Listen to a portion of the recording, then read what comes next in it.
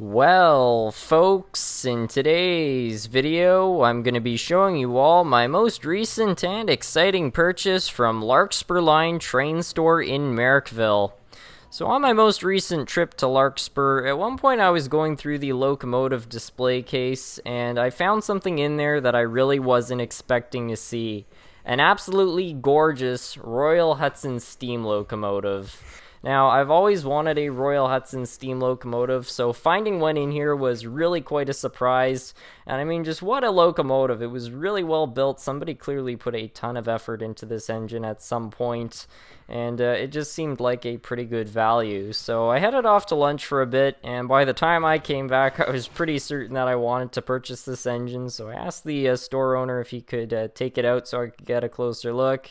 He ended up taking it up front where he had a small test track, that way you could actually show it running. And the thing that was really surprising is that this engine actually was performing pretty well. You see, a lot of these older brass or die-cast engines which have been custom built, they require a lot of tuning in order to run properly, and unfortunately a lot of them, especially if they've been sitting for a while, do not run very well.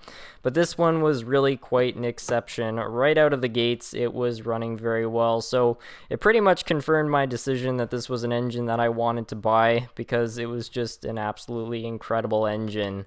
So anyway, here it is about to be run. I'll let you guys watch that, and then I'll show it running around my layout in just a moment. Wow.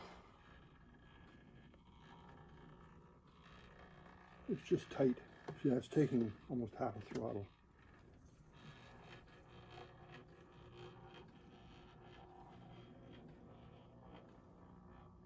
Now maybe it's a matter of the spur gear is too tight against the drive shaft, you know. Just needs to be adjusted a little. May need a little bit of lubrication, but yeah, other than that, it's reasonably good. It's running consistently, which is usually the most important part. Yeah, it's not. It's not stuttering or anything. No, it seems to be pretty good in that respect.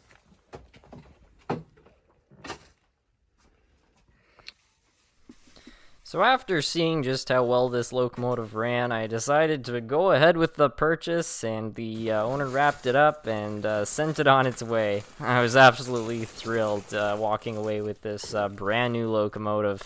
Alright, so I'm now home and I've got the Hudson right here. Why don't we take this thing out of the bubble wrap and have a look at it up close. I'm really excited because this will be the first time I've seen this engine in detail since buying it at Larkspur. So yeah, I'm really curious to see what exactly this thing looks like. Let's get it out. I'm going to just very carefully take the model out here. Just gonna move it out. And there she is. Wow, what a model. That's really something, I gotta say. I've wanted a Hudson for a really long time, so having one like this is just pretty amazing.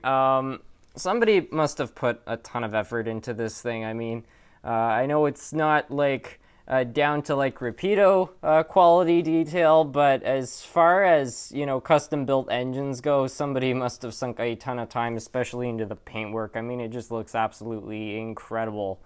What a locomotive.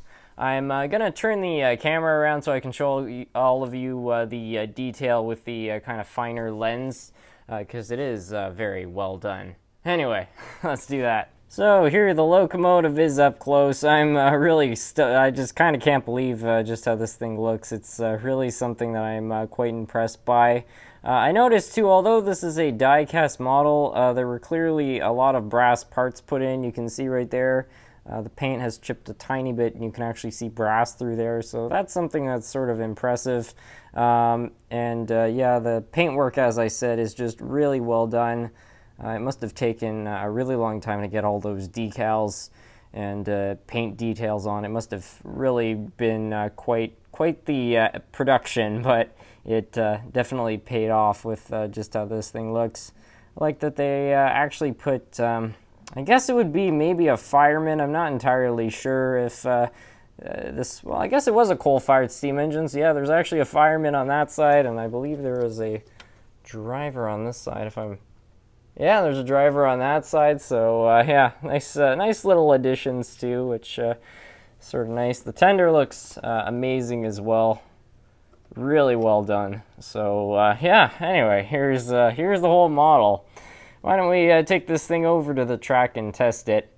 Maybe before I do that, I might put a little bit of oil on a few of the exterior components here, just because it was running kind of slow.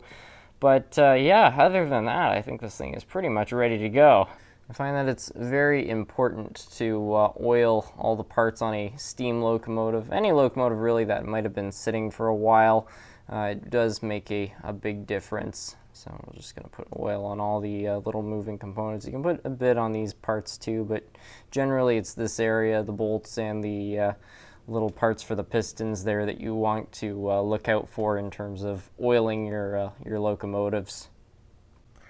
All right, well, we've got our Hudson all set up on the track. I decided to do that part off camera just because I wanted to be kind of careful with it. But anyway, it's all set up on the track now. Why don't we give this thing some power and see how it performs? I'm really quite curious to see how it's going to do. Anyway, let's give this thing some juice, and you can see it's already running quite smoothly as it was in the store. One thing that's kind of concerning though is that the current draw is kind of high. That's pulling over an amp right there, about an amp at 8 volts, which is way more power than an engine like this should be pulling. I think this would probably be typically pulling, I don't know, like a quarter of an amp, so I'm not going to run it anymore because if it's pulling that many amps, you're definitely generating a lot of heat, and that's where you risk burning out the motor. But yeah, it's sort of unfortunate to find that, but it could just be a lubrication problem. I mean, the card at the store even said that it needed lubrication. An engine like this, if this thing's been sitting for a while, I don't know how long it might have been, but lubricants and stuff can dry out. It might not even be tuned properly, but what is important is at least it is running smoothly, which is good because at least we know the electrical systems and everything are doing their jobs properly, so that's all good.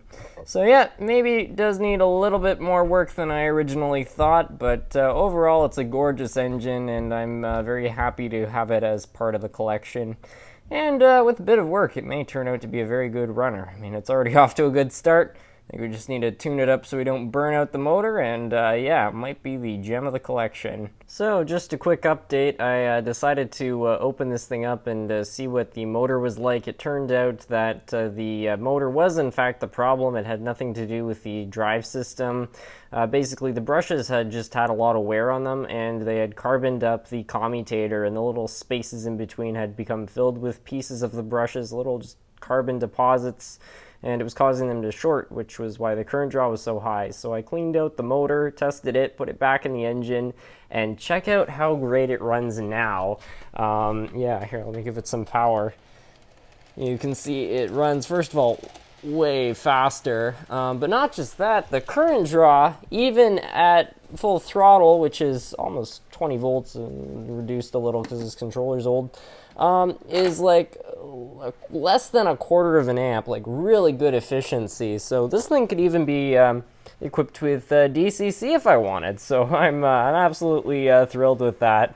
Well, now that the engine's running properly, I decided to hook some rolling stock up to it, and I'm pretty happy with how that all looks. Got a couple of Canadian Pacific cars here, as you can see, and a Canadian Pacific caboose. All by no means prototypical, but I thought it would just be fun in the spirit of it all. And yeah, overall I'm very happy with how this engine's running. I figured with a little bit of work it could probably be a pretty good runner because it was already running really smooth. I mean, obviously high current draw is not something that any model railroader wants to see, but usually when there's a problem with that, it's a problem with the commutator. So by cleaning that out, I was able to get the motor working, and yeah, here it is now. So yeah, very thrilled with that. What a addition to the collection.